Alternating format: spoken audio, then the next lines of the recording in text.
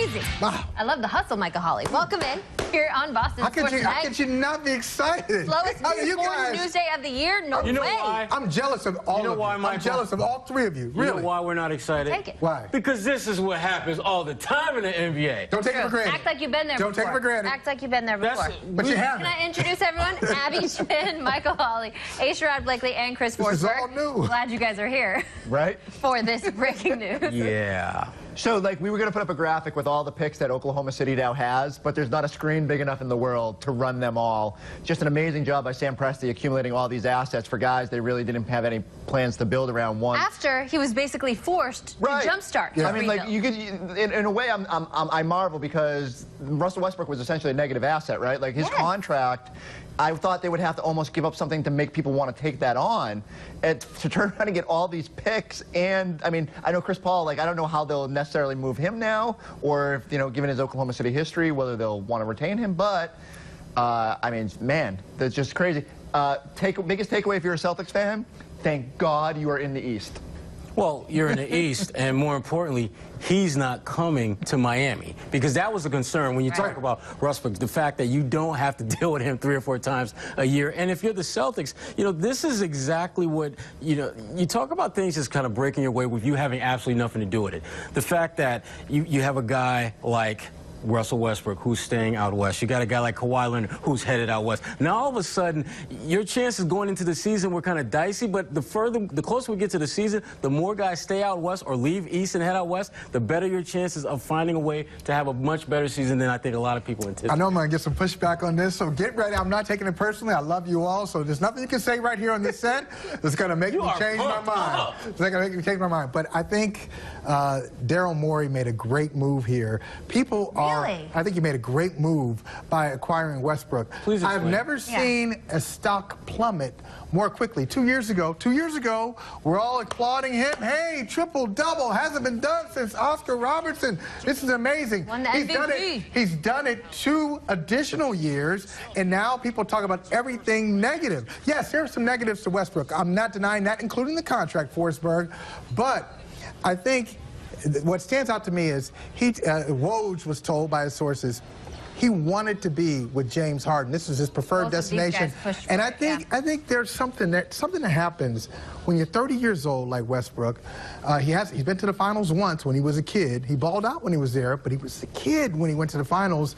And you start to think about your career. Maybe I need to make some changes, and I think he will. I think he is in a situation now where he doesn't have a choice but to make changes, because he's playing with a guy that is his equal and then some, and I think that's going to force him to be a little bit more selfless about his game, because he's a greedy player. I mean, he takes a lot of shots, and a lot of those rebounds, and we talked about. But he was not there. He was not there. Steven Adams does a great job of putting him in position to do that. He wasn't their leading scorer last year, though. He was not their leading scorer in Oklahoma City. But he got a triple-double. Yeah, and they didn't do anything. But we got no noise in the playoffs. Okay, but I want to call us all out.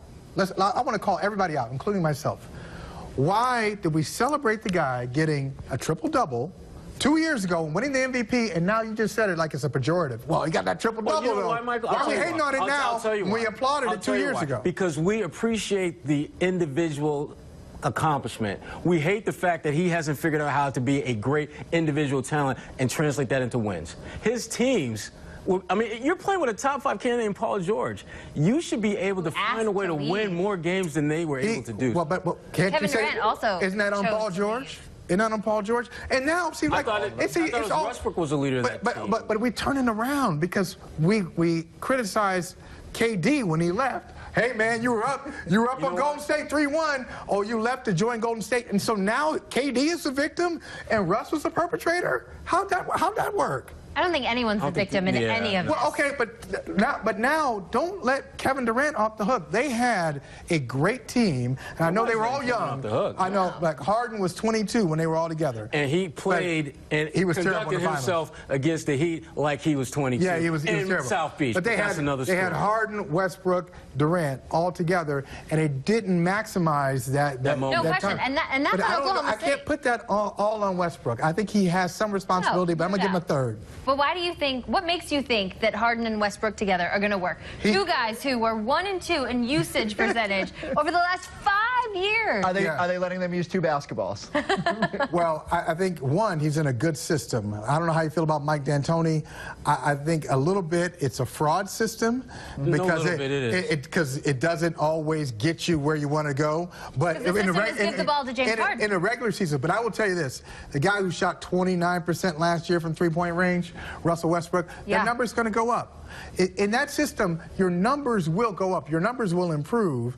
I don't know what that's going to look like when they get to the postseason, but don't dismiss this team. You've got Isn't that what Harden, matters, Michael? You've got Harden. The postseason? Well, we'll see. I don't know what it's going to be, but I do know this: Harden, Westbrook, Capella, as a big three, that's not bad. I respect it. And as a matter of fact, you've got star power, which is what Daryl Morey wants. What I love That's is what the league needs. That's how you win. Sure. What's great is that Daryl Morey isn't afraid to make a move like this. Like, I think a lot of GMs would look up and go, this just doesn't work on paper. Let's just run it back with what we have. And he's not afraid. He looks around and he says, all right, everybody's loading up with these super teams or super duos.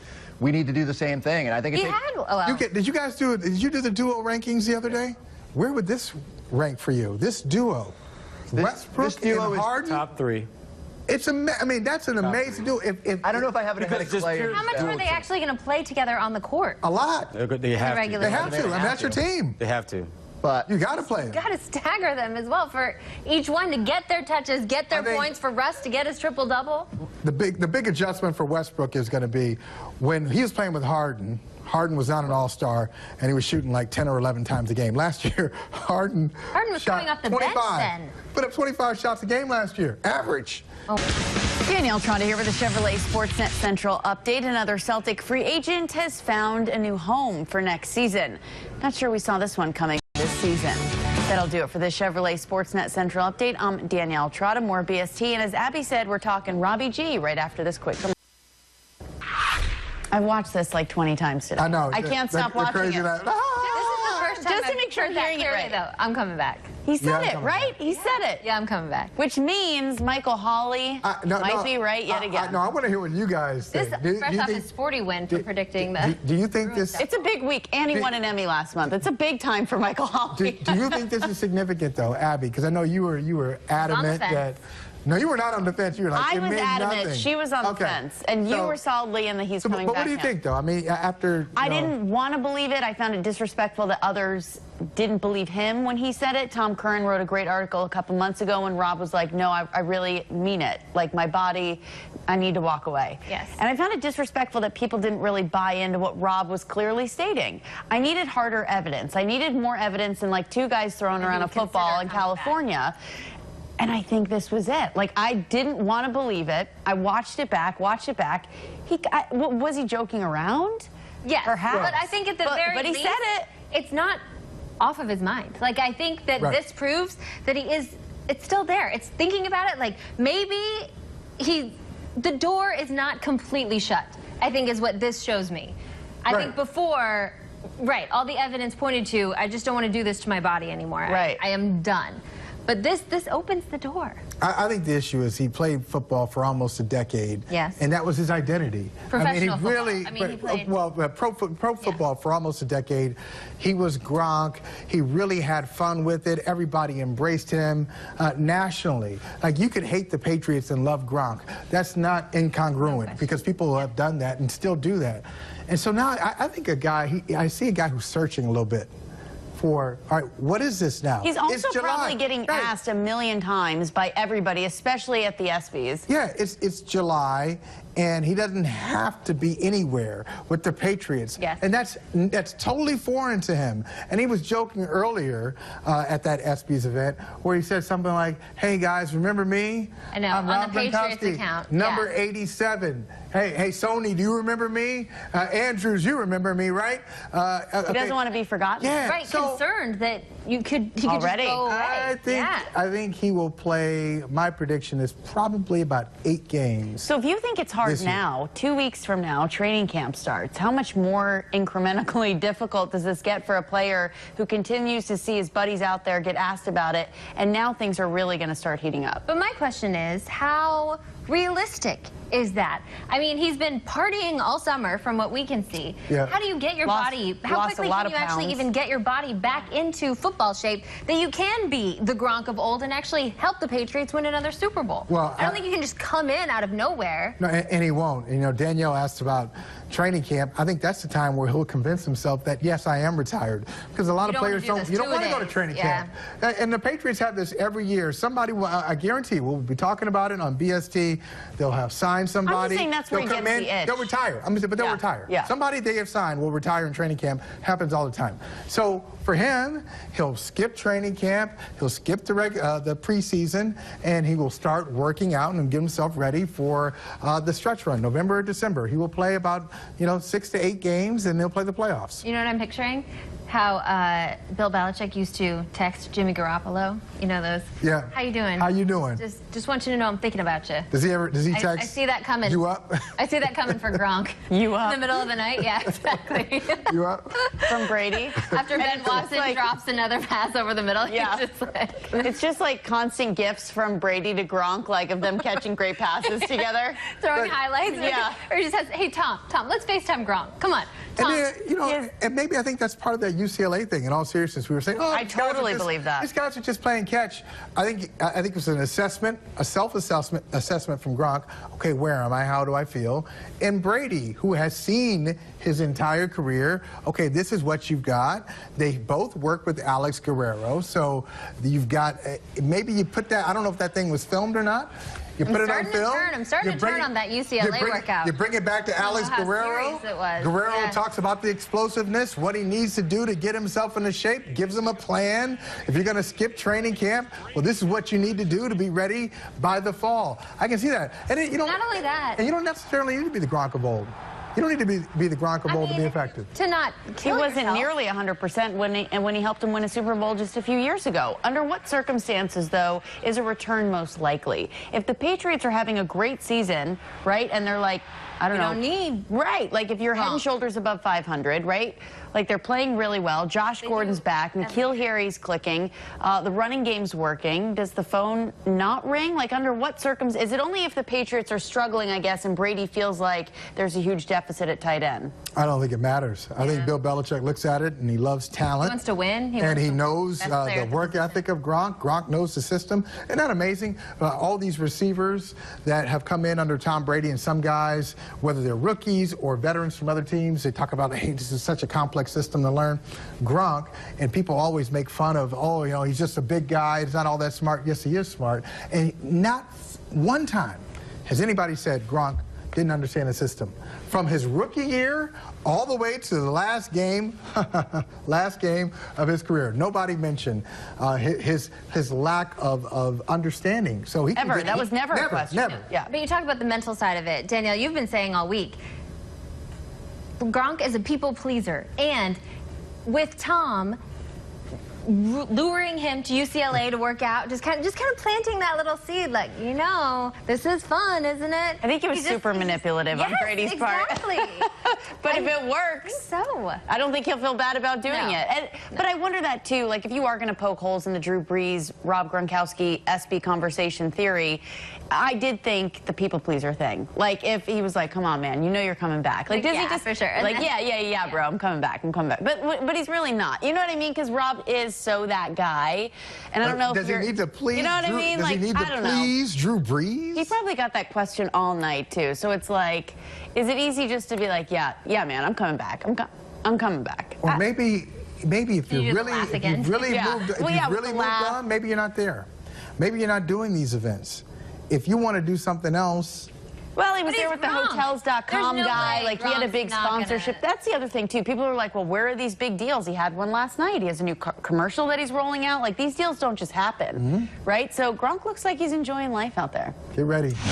In their court, unquote, we should say that is from the Boston Sports Journal. Welcome back, Abby, Michael, and our insider, Sherrod Blakely. Sherrod, I mean, this is pretty standard operating procedure for the Celtics. Which is why I'm not like losing any sleep over any of this. This is what you expect. And I think in the back of Jaylen's mind, I think he understands this is kind of how this game is going to play. He saw it happen with Terry Rozier. He saw it happen with Marcus Smart. Yes. And eventually those guys are going to get whatever they got coming. And Jaylen, I see him as a guy that really, end of the day, he's going to be in that high teens, low 20s million per year player. I think he's that good. I think he's that young. And when you look at his draft class, because that's what a lot of these guys base it on, he looks at the only two guys that have gotten extensions are Ben Simmons and Jamal Murray. And, you know, Jamal is a little bit closer money-wise where I think Jaylen should be looking at, which is why I say around high teens, low 20s. But Jaylen benefited from a bad draft class. This is the same draft class that Yabusele was part of. Man. And you look, yeah. Right, and you look at, you know, those lottery picks, the 10 of the top 14 players drafted have been traded already, and we're only talking 2-3 years in the league. So Jaylen, I think there is a market for him, but it's going to be in a restricted free agent market, not an extension. Yeah, I don't know if it has to be anything official. What I do want to see from the Celtics is to have some conversation with Jaylen Brown about what they're thinking. Just about what they're thinking. They don't necessarily touch and base. Even have to do it. They can even say, we're not going to pick it up. Because I think one of the things, I'm not going to just put all last year on Kyrie, the problems. One of the problems last year is you had so many guys in varying contractual situations and trying to, hey, I need to prove, I need to reestablish my value. And I just think it throws off the whole balance, the energy of the room. So part of it is just open communication between the player and the organization, so you're not trying to make things happen, you know, trying to make a play in the wrong way. Does Jaylen have an agent yet? Last I talked to him, he did not. He did not. He did not, and I don't think that has changed. I think it needs to. So, but there's nothing stopping Jaylen from walking into Danny's office and saying... Right. Well, the other thing, too, is we're in the offseason, and Jaylen does a lot of stuff in the offseason, travels all across the world. He went to Egypt. Yeah, so it's not like the Celtics could just easily just pick up the phone and say, hey, Jaylen, let's get together and have lunch. Sorry, I'm in Morocco. Can't do that now, Danny. So I'm not worried about this in July. I think it would be a bigger deal if, let's say, we get to training camp and they have had no talks. Now, that's a problem. What do you make of the fact that Jaylen was in Vegas, had his annual mixer that he holds in Vegas with the young players, but didn't go to the Celtics Summer League game on Tuesday? I don't know when he got to town. I don't know. According to his Instagram, I mean, he was in town while the game was being played. Well, for him, I don't know what value there is in him being at the game other than just say, hey, guys, I'm here. And it's great for media because we're gonna get to him. And maybe that was why he didn't go. But Jaylen, part of his responsibilities is being, you know, part of the National Basketball Players Association, being in the leadership position. And so I think this time of year, he spends a little bit more thought and time with that than he does with this. You're not concerned? Nah. Let me ask you guys something. I set the bar pretty high on Jaylen Brown. When I remember that draft year, there were a lot of Jimmy Butler rumors, and the Celtics going to trade the #3 pick. And I said, don't trade the #3 pick for Jimmy Butler. You can draft your own Jimmy Butler in Jaylen Brown. Do you think that he is on that trajectory or a completely different player? What do you think? He's a different player, but I think that he can give you comparable impact. Can he be an all-star? I think he can be an all-star. I definitely think. But with Jaylen being an all-star, he's got to be in the right situation, and I don't think that's Boston. Right. I don't know if that opportunity is here right now on this roster. He had one shot since he's been in the NBA to really establish himself, and he was the second leading scorer in the team behind Kyrie Irving a couple years ago. Other than that, he's really been caught up in the vortex of different bodies in and out. All right, that's what we think about it. Let's send it out to our other insider, Chris Forsberg. He's alongside Danielle. All right, Abby, thanks. So I was asking Chris off camera, how did this whole story get started? And you said somebody asked him out at Summer League, and that was the quote. What do you make of the quote, the ball is in their court, coming from Jaylen? I would say the ball is in Jaylen's court because the Celtics are going to be in no rush. They've never rushed to make these rookie extensions. So they've only done it twice in Danny Ainge's tenure. Rajon Rondo, Kendrick Perkins, and it made some sense back then. You know, even with more recent examples like Marcus Smart, they've made offers, but the sides have never gotten close enough, and you kind of get to restricted free agency, and you figure it out from there, whether that's signing someone like Marcus longer term or moving Terry Rozier this offseason. So I don't think there's any rush. For me, it's like, if you're the Celtics, what are you willing right now to offer Jaylen Brown? It's probably not max money. You'd probably feel more comfortable offering a bigger contract if he goes out there and proves himself this season. And for Jaylen, even if he signs an extension, it doesn't kick in until next year. So he wants to go out there and prove himself. But ultimately, it comes down to Jaylen saying, look, I'm worth this money. Like, you need to pay me or I'm going to hit the open market and somebody else will. Because if the Celtics don't feel that pressure in the same way that they were comfortable that, you know, even with someone like Marcus Smart, who they feel very highly about, they weren't just going to overspend to keep their guy. So they offer what's fair. They offer what they think isn't like an offensive amount to that person, but if it just doesn't work for both sides, then okay, like, go through the season and prove yourself. And there's some risk on all parts. Like, if Jaylen goes out and plays really well, his price tag goes up. Totally. If Jaylen goes out and gets hurt, price tag comes down. So I like what you said. The ball's in his court then. He has a lot to prove this season. I feel like it's always on the player. And how often do we see this in the NBA where a guy on a contract year plays above their potential? There's always an uptick, yeah. So you always want to have that carrot dangling in front of him. Now, Jaylen's motivated no matter what. Sure. But every little bit helps. And let's be honest, he needs a big year, and a year last season where he felt like he was overshadowed by Kyrie Irving. Maybe he wasn't getting the minutes. This guy's going to get the minutes this year. He's going to get the shot to really prove that he deserves, outside of this rookie contract, that next season he deserves big money player dollars, but he hasn't proven that. I don't think necessarily yet. He's proven it to a certain extent. Like, I think the Celtics are comfortable paying him, you know, like whatever number they think it is on the open market that he would get. But, you know, there's instances like, okay, Malcolm Brogdon, very good player for the Bucks. They weren't willing to go above the $20 million that he got from Indiana. So you draw a line, like, where, especially as you start paying these other salaries, what are you willing to go to? And so the Celtics have Kemba Walker now on a big deal, Gordon Hayward, a potential another year next year there at a big money, and they're going to have Jason Tatum coming due. So you have to be diligent. You can't just pay everybody unless you're the Golden State Warriors. That's why when I heard this report, I'm like, why would they do it right now? There's so many big decisions coming up down the line, and he needs to have a big year. And that's why it's not like disrespectful to Jaylen or anything. It's just like it's they've got to get their own roster in order, and we got to figure out like who are the guys you are building around. And it's not, again, Jaylen is a guy I think they're comfortable building around, but they're more willing to pay him the money he might seek if he goes out and shows. He holds all the cards just to gain back of Boston. Michael Holley, I know this Danielle Trotta. This is upsetting you. This is a disappointment. It is. But it's hard to argue with what Yahoo Sports said, right? Yeah, Yahoo Sports said that. And what's her name? Is it Billie Eilish? The song Bad Guy in the middle of his duh.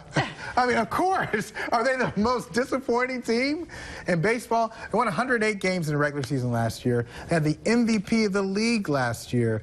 And there were no really... there were no winner-take-all games throughout the postseason. They were never pushed to the limit.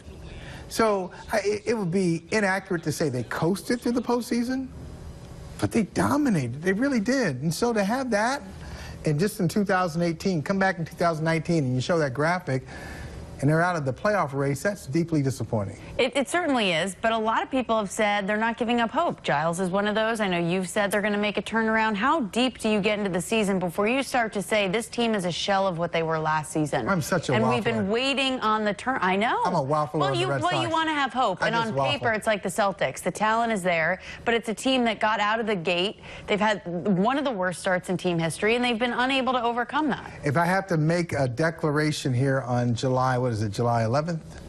On July 11th, my declaration is they're going to break your heart. They're not going to make the playoffs. It's so attainable, but they still haven't shown any consistency all year. So I don't think it's going to start anytime soon. They're just flawed enough to miss the playoffs by a game or two. So I think this pattern will hold. And I'm not crazy about the teams that are in front of them in the playoffs. You know, I can't stand the Rays. So the Rays are there, the Indians, the A's. The Red Sox have more talent than all of these teams, but I think they're going to miss the playoffs. Barring some miraculous turnaround, I mean, I don't know. Can you see it? Mookie Betts, there's something off with Mookie Betts. JD hasn't necessarily been JD. They still need a starter. Sale hasn't been there. Consistency's been an issue. Effort at times has been an issue. Right, smarts. Sometimes defensive lapses, just really not the tight play that you like to see. But I still think if it's going to turn around, you mentioned the offense, I'm going to look at the rotation. I need to see more from Chris Sale, need to see more from Porcello. And if that happens, yeah, maybe they do sneak in there. We'll see if they get Zach Wheeler. But the division is out. Still trying to make moves. They haven't given up hope yet. For more, let's send it over to Miss Abby and Mr. A. Sherrod. Hey, guys. Hey, guys. We're switching gears, talking a little basketball. Effort Not an issue with the Celtics Summer League team here at the Ford touchscreen. We're going to take a stock up, stock down, Sherrod. You tell me who's up, who's down in your eyes. The Celtics, by the way, undefeated. Game 4 coming up tonight. I do want to start, though, with the guy who we were expecting to see more from, and that is Robert Williams in his second Summer League. You know what? I would say that his stock is down. Really? Well, here's why. He's the most experienced guy on that roster, and he's been okay, but he hasn't been dominant. He's been good, but not great, and you were hoping to see signs of greatness so that you could really feel comfortable about him really making a strong push to be a starter. I still think he's going to be a regular rotation guy, but I don't think he has had the kind of dominant imprint on games that you were hoping that he would have. So the fact that he didn't, that tells you that he will not be starting games? If we had a category did he have the chance to? Do you think? I think he had plenty of chances. If he had shown that he was dominant in Summer League. Yeah, I just think he's been okay, but he hasn't been great. And I think in Summer League, for a guy who's been in the league already, you need to be great, particularly when you know that you have a chance to be a starter by really going there. Looking at this opportunity, the coaching staff also looking at him to step up into a leadership role as well. All right. What about Carson Edwards? Oh, easily stock up, big time, right? big time. No That's question. the guy. That is the guy. That is the guy that has been, I think, the best player on their team in terms of scoring, impact, doing all the little things that you need to do to set yourself apart. And most important, position yourself to where your coach is talking about you being a guy that's going to help them win, even though you've yet to play a single game in the NBA, which was kind of unusual to hear Brad talk about that. But Carson, he's earned that. He has that ultimate green light. But drafted ahead of him, and this may not be a fair question, but Romeo Langford, stock up or stock down? Easily stock down, because, again, incomplete. We haven't seen him really do anything. So, again, if there was a category where there's like incomplete or okay, those two guys would be in there. But certainly we haven't seen enough of him to really make a true judgment. One clear stock up for me, Tremont Waters. Oh, yes, little fella from New Haven.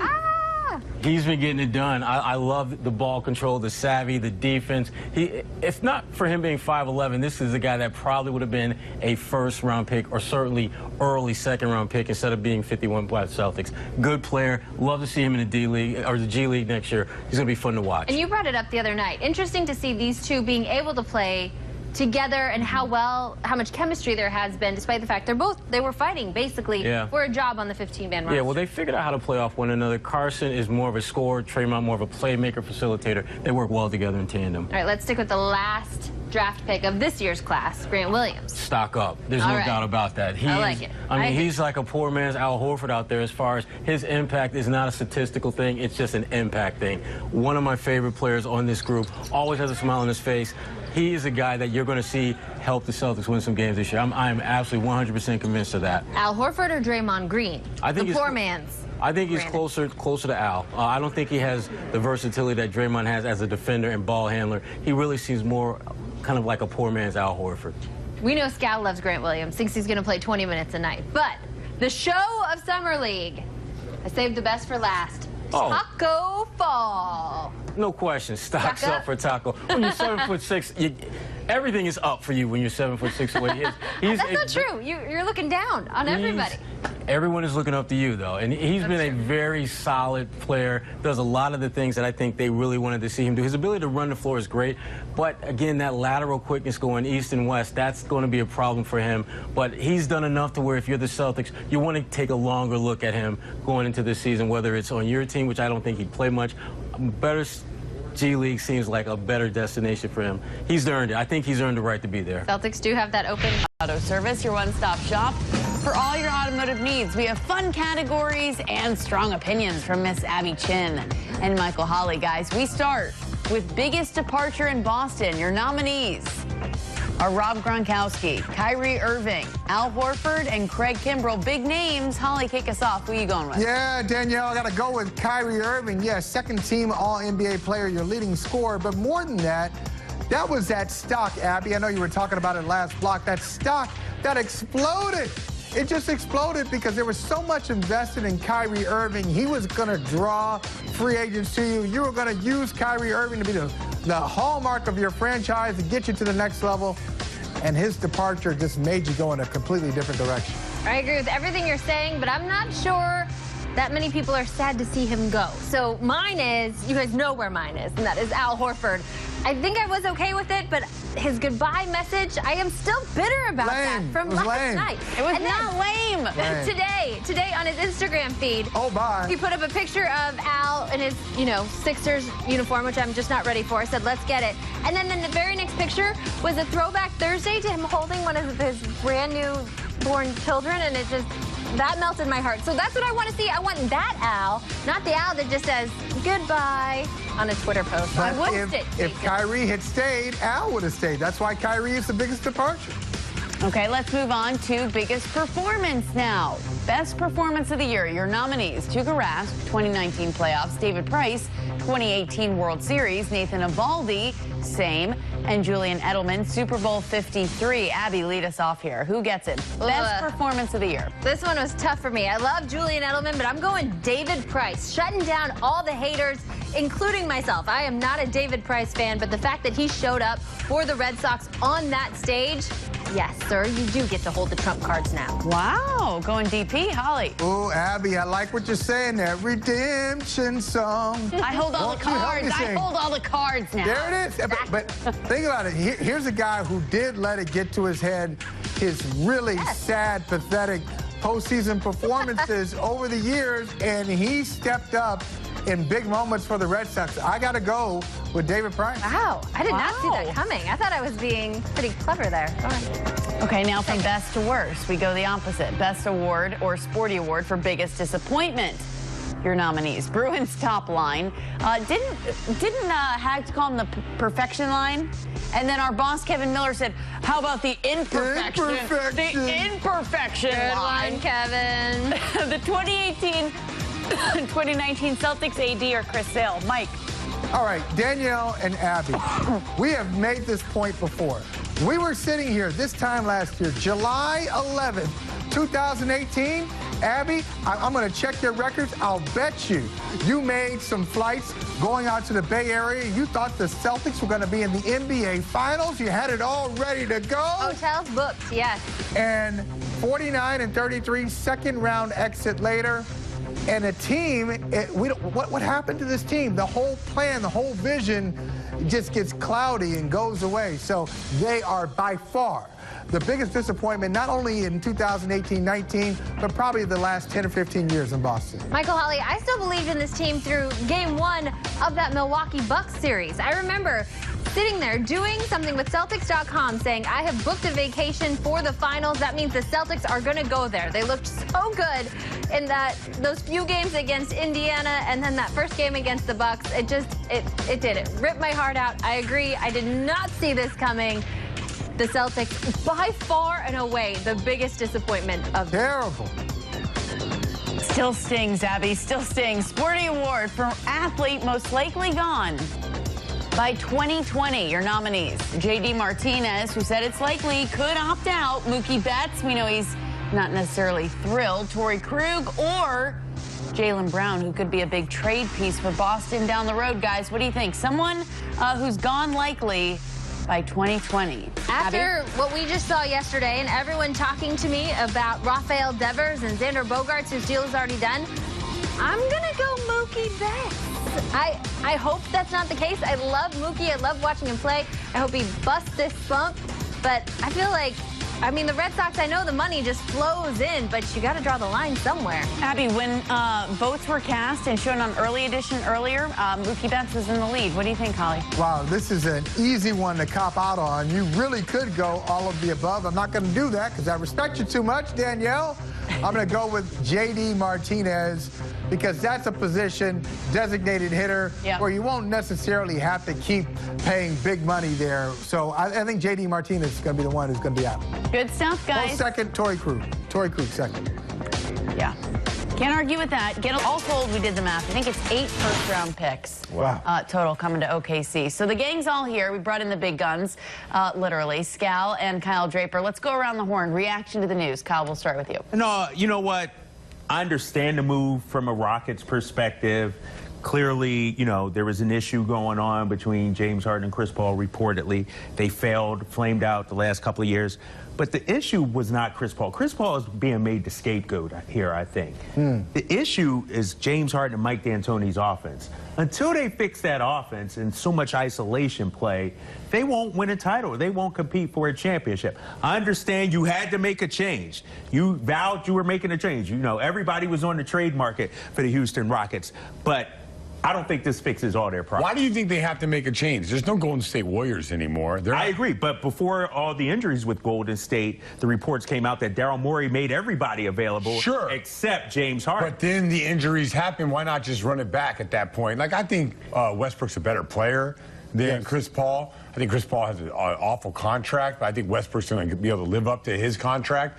But I mean, I like the move for Houston. Houston's in a win-now mode, and I think what we're seeing around the NBA right now is there are teams out there that think because the Warriors are not the team of dynasty, then there's a lot of teams out there that can make a run. Denver, Utah, Lakers, Clippers, all these teams are out there thinking we can make a run, we can win a title just like they did with Kawhi Leonard in Toronto. I'm so glad you said that. I love the move for Houston. I really do. I think I was saying earlier to Abby and Sherrod, I think Westbrook has become underrated here to a degree because of his contract, because of the triple doubles, and because, yes, I know sometimes the shot selection is off, but he is a dynamic talent. Just 2 years ago, a guy won an MVP, and we're going crazy about him averaging a triple-double. Now when he does it 2 additional years, it's somehow a problem. I could see this really working out, a fresh start for Westbrook, 30 years old, playing in a system where his numbers will improve. I think it's a good move. Do you think their system changes, though? Like, no, not really. No, so I don't. Mike D'Antoni's not changing. No, but I think it's going to make it easier for him to get shots. He thought in Phoenix, he's mad that he didn't commit to the offense more.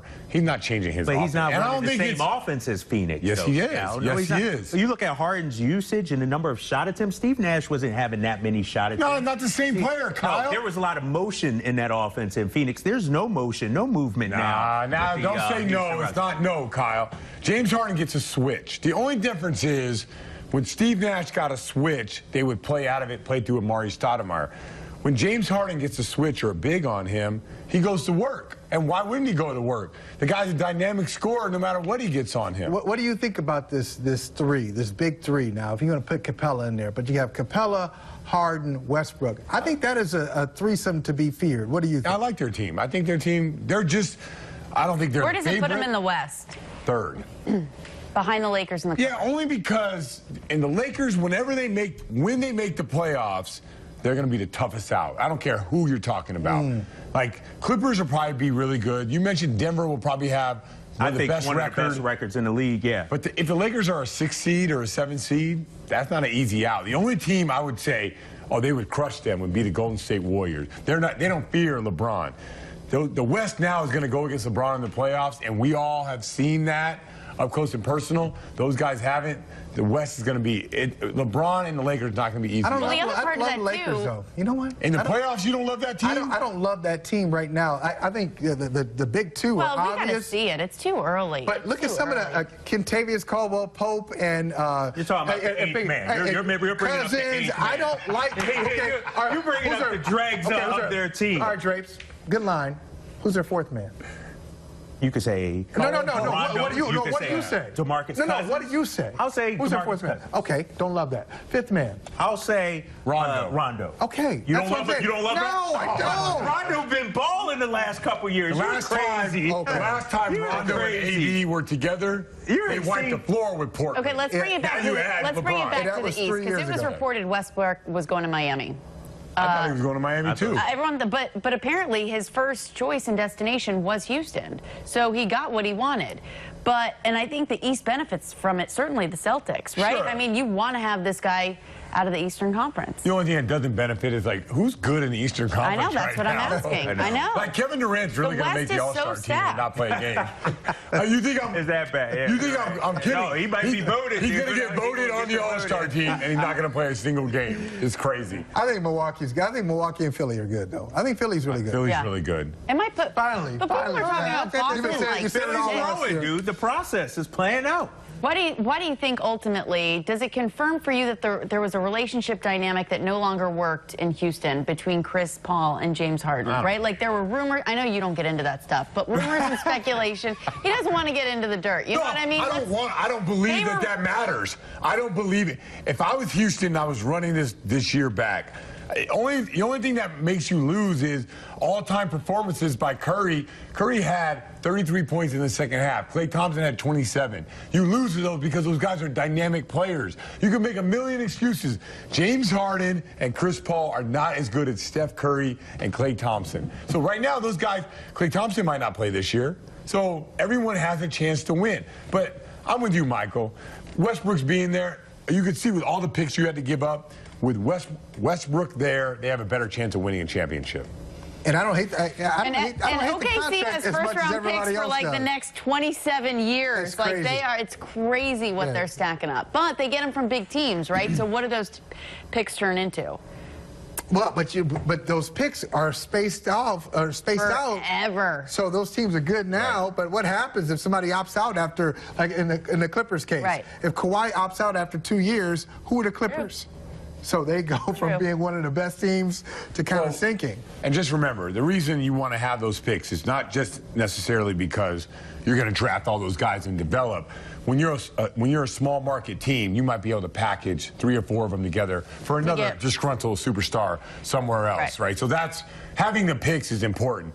Having 4 first-round picks for a guy, you can get a dynamic star where you're not going to sign a guy at Oklahoma City, you know, in free agency. Yeah, there's upside there for OKC, although they lost a big piece.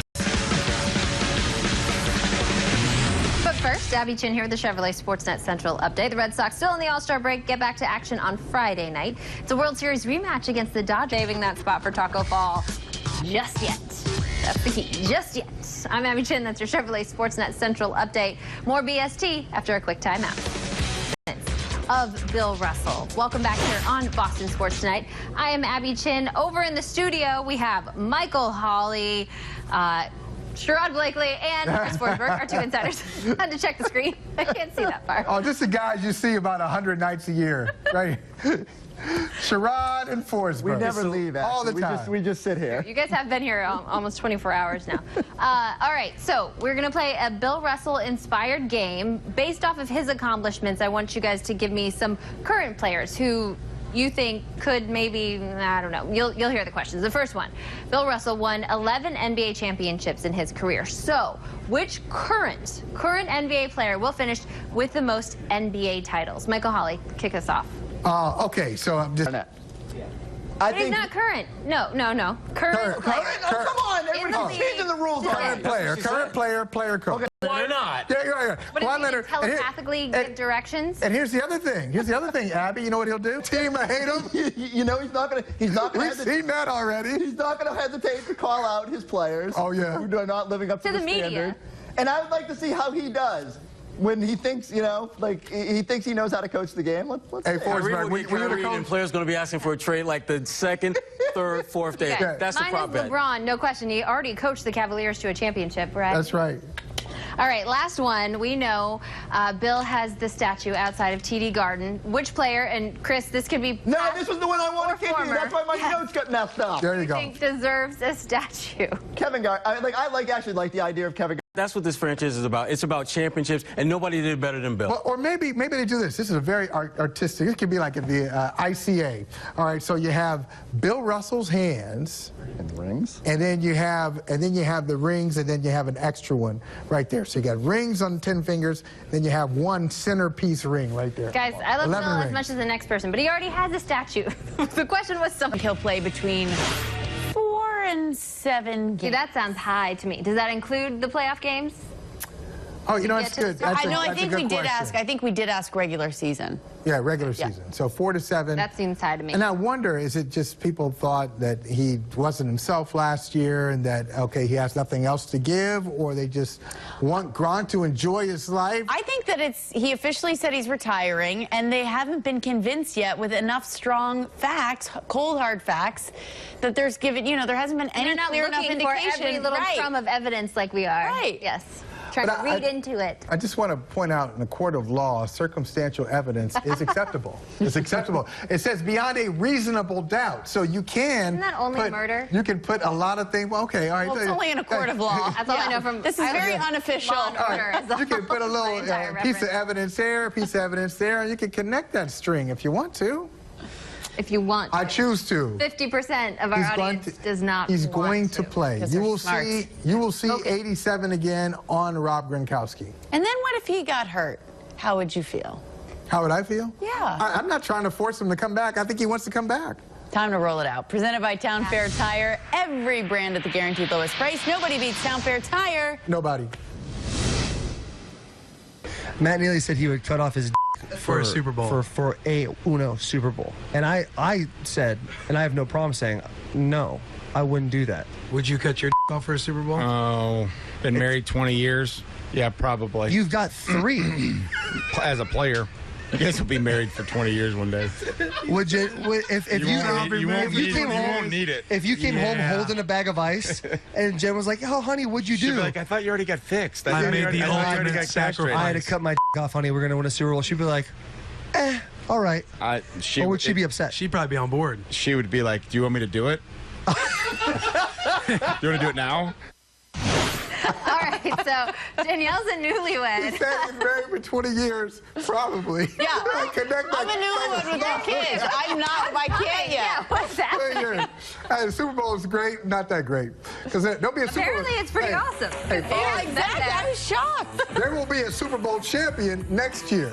But if you do that, that's final. You're Crazy. done. Nah. Very cool. You don't really have to think that hard about it. I'm not It's on board. Sure, no problem.